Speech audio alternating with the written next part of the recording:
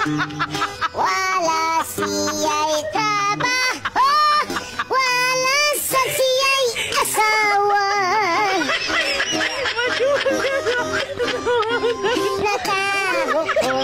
Nakahukom, manimpalat na lang siya.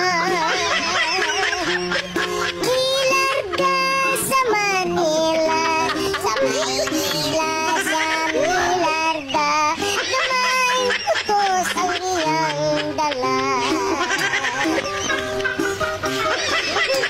Sa Maynila, iswatir ang Pinoy anan.